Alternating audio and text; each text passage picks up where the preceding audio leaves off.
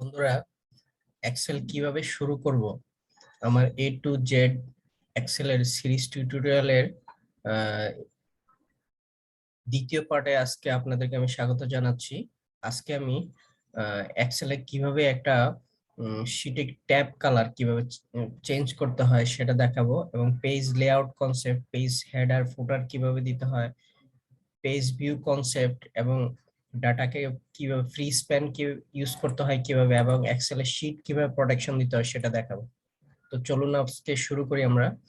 প্রথম হচ্ছে tab colour change করবো আমরা একটা শীটে। ধরুন আমার একাধিক যখন শীট থাকবে এক্সেলের একটা ওয়ার্কবুকে, সেটার প্রত্যেকটার ইচ্ছা করলে আমরা এক একটা ট্যাব কালার দিতে পারি। তাহলে আমি শীটের এই এখানে নিচে ইন্ডেক্স ফাইলে প্রত্যেকটা শীটের রিনেমের যে জায়গাটা আমরা রিনেম দেই, সেখানে রাইট ক্লিক করে রাইট বাটন ক্লিক করে আমরা ট্যাব কালারে যাব। ট্যাব কালারে যাওয়ার পরে এখানে যে কোনো একটা কালার দিলাম।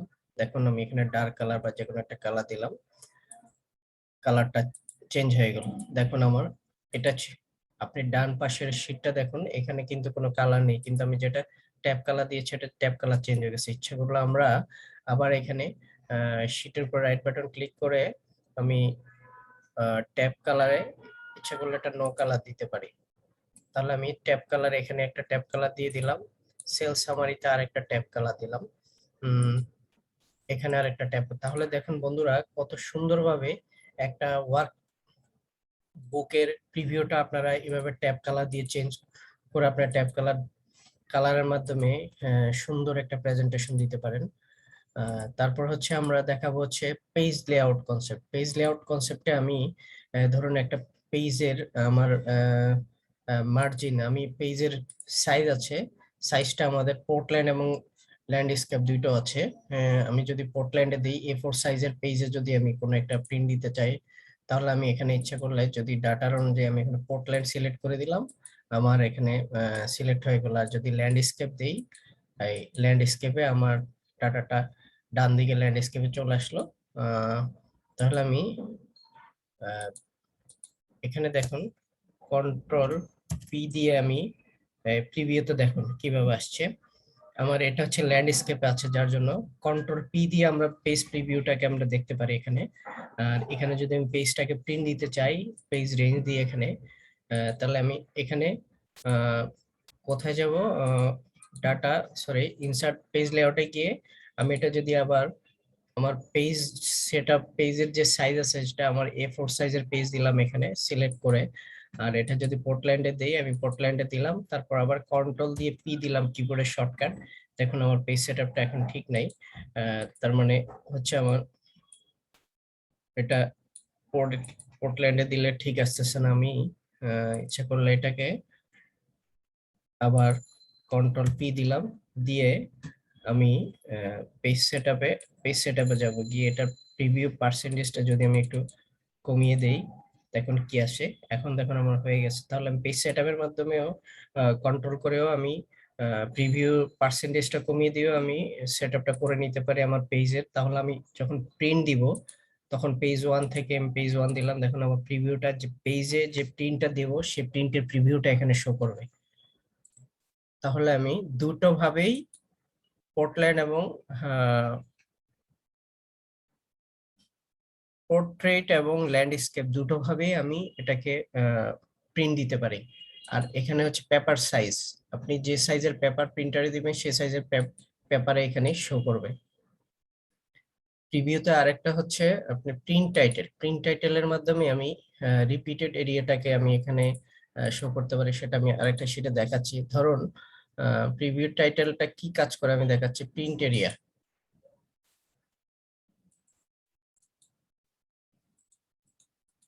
এই যে প্রিন্ট টাইটেলে যাব, যাওয়ার পরে আমি যদি আমার এখানে একটা লং ডাটা আছে, অনেক বড় একটা ডাটা, দেখুন সেই ডাটার আমি প্রত্যেকটা পেজে যখন আমি এখন আমি কন্ট্রোল পি দিই, দেখুন এটা প্রিভিউটা কেমন আসে। শো প্রিভিউ, দেখুন এটা পরের পেজে এখানে 4000-এর মতো অনেক পেজ আছে। সেকেন্ড পেজে গেলাম, দেখুন আমার পেজের কোনো হেডার মানে কলাম হেডার দেখা যাচ্ছে না এখানে। তাহলে আমার প্রত্যেকটা পেজে যদি এমন করি আমি কলাম হেডার দিতে চাই প্রত্যেকটা পেজে, সেক্ষেত্রে আমার কি হবে সেটা আমি প্রিন্ট টাইটেলের মাধ্যমে করতে পারি। তাহলে আমি প্রিন্ট টাইটেলটা করব, করার পর আমি এখানে দিব print row repeated to row to repeat at top. তাহলে আমি রোর এই রিপিটটা আমি টপে দেখতে চাচ্ছি।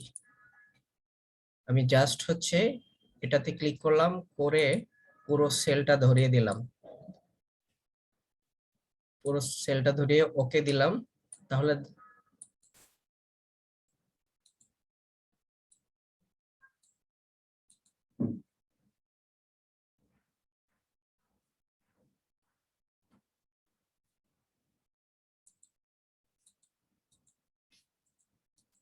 এখান থেকে আমি প্রিন্ট প্রিভিউ, এই যে দেখুন আমার পুরো শীটটা যখন সিলেক্ট করে দিলাম, আমার সে কলাম হেডারটা নিয়ে নিল একদম। তাহলে এভাবে আমরা প্রিন্ট টাইটেলের মাধ্যমে এটা করে নিতে পারি পেজ লেআউটের। তারপরে এখানে আরেকটা জিনিস হচ্ছে পেজ লেআউটে পেজ হেডার এবং ফুটারটা কিভাবে দিতে হয় আমরা দেখাচ্ছি। এখানে ধরুন আমি আবার প্রিন্ট টাইটেলে গেলাম,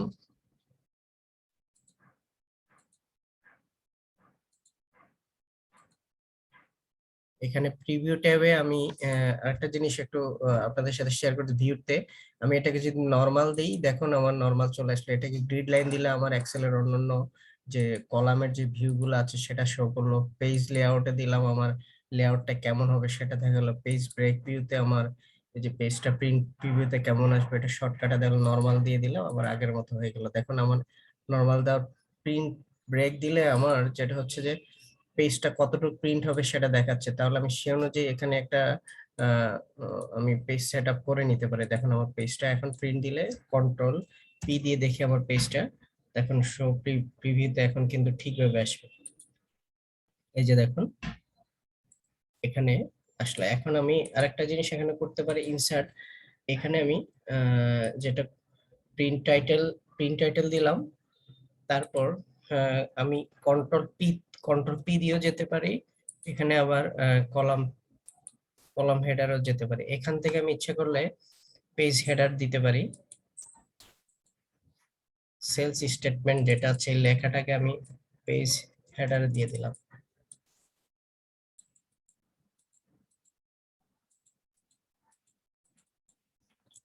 সেলস স্টেটমেন্টটা পেজ হেডারে দিলাম দেখুন। এবং এটা কোথা থেকে আমি যাব, ইনসার্ট থেকে আমি হেডার এবং ফুটারে যাব।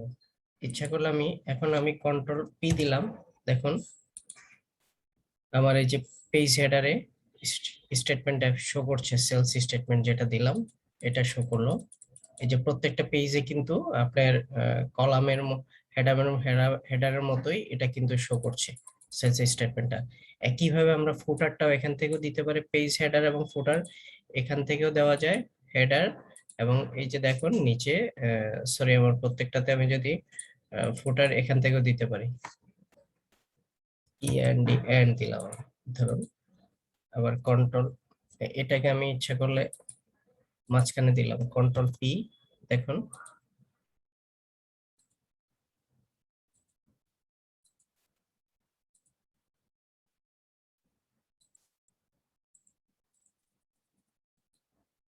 এখানে। আর এটা হচ্ছে পেজ সেটআপে গিয়ে আমি কলাম পেজ হেডার এবং ফুটারের কাজটা করে নিতে পারি এখান থেকেও।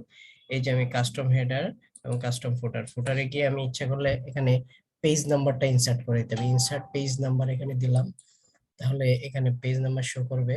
এবং ইচ্ছা করলে এখানে ডান দিকে আমি এই যে ডেটটাও দিয়ে দিতে পারি। তারপর এখানে ফাইল নেম দিতে পারি যেটা আমাদের। তারপর ওকে দিলাম, দেখুন আমার প্রত্যেকটা জায়গায় এখন আমার প্রত্যেকটা শিটে এই যে পেজ নাম্বার, এই যে আমার এখানে অনেক বড় ডাটা এটা, যার জন্য এই যে এখানে শো করছে 4312।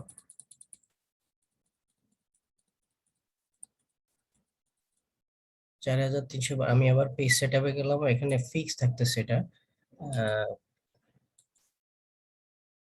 কাস্টম ফুটার এটা ডিলিট করে দিলাম, ওকে দিলাম, ওকে দিলাম, ফুটার চলে গেলাম। আমি আবার পেজ সেটআপে গেলাম, ফুটার থেকে কাস্টম ফুটারে গেলাম,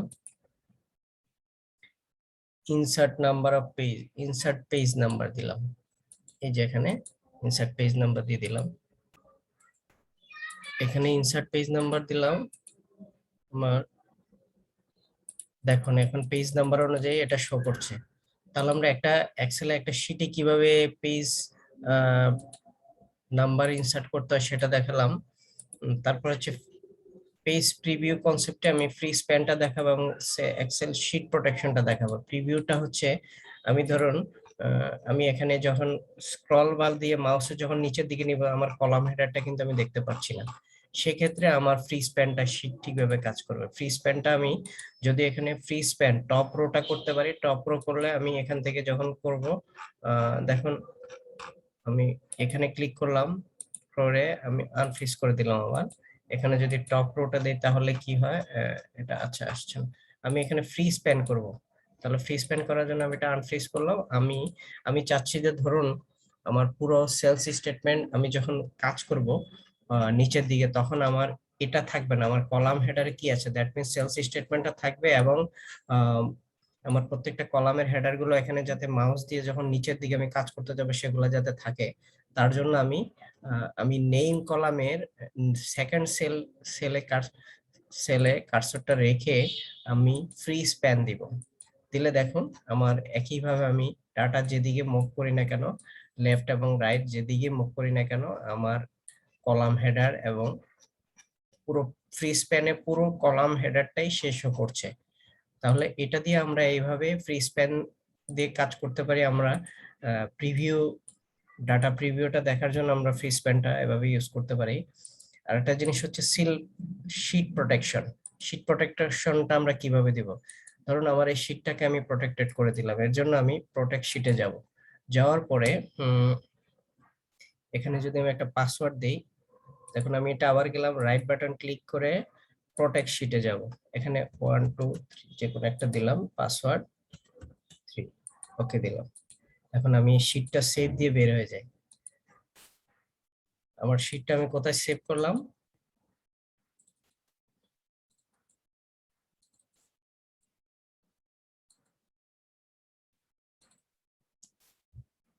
এখন আমি এটার সেলটা প্রোটেকশন দিলাম। এখন আমি এই যে এখন এই শীটের মধ্যে আমি যদি চাই যে এটার মধ্যে কেউ কোনো কাজ করতে পারবে না, আমি এটা প্রোটেকশন দিয়ে দিলাম যে আমার এই শীটটা যদি কাউকে মেইল করবে এটা প্রোটেক্টেড শীট, এটাতে সে কোনো ইচ্ছা করলে কোনো কাজ করতে পারবে না, এই জন্য একটা নোটিফাই করবে। সেক্ষেত্রে সে রাইট বাটন ক্লিক করে আমি প্রোটেক্ট আনপ্রোটেক্ট করে নিতে পারি। তাহলে আনপ্রোটেক্ট দিলাম, আবার একইভাবে 1 2 3 দিলাম, ওকে দিলাম। এখন আমার শীটটা এখন কাজ করবে। তাহলে আমরা আজকে আজকে টিউটোরিয়াল আমি শীট প্রোটেকশন দেখালাম, পেজ লেআউটটা দেখালাম এবং একটা পেজের হেডার এবং ফুটার কিভাবে ক্রিয়েট করতে হয় সেটা দেখালাম এবং সেখানে কিভাবে পেজ নাম্বার ক্রিয়েট করতে হয় সেটাও দেখালাম এবং ফ্রি স্প্যান কিভাবে কাজ করে সেটা দেখালাম। এবং একটা কলামের যে বড় একটা লার্জ শিটের এক্সেল শিটে কলামের হেডারটা যদি আমি একটা প্রিন্ট দিতে চাই, রিপিটেড টপ রোটা কিভাবে প্রত্যেকটা শিটে আসবে সেটাও দেখালাম। তো আগামী পর্বে আমি এক্সেলের A to Z আরো কিছু টিউটোরিয়াল নিয়ে আপনাদের সামনে হাজির হব। সবাইকে সাথে থাকার জন্য আবারও ধন্যবাদ। আল্লাহ হাফেজ।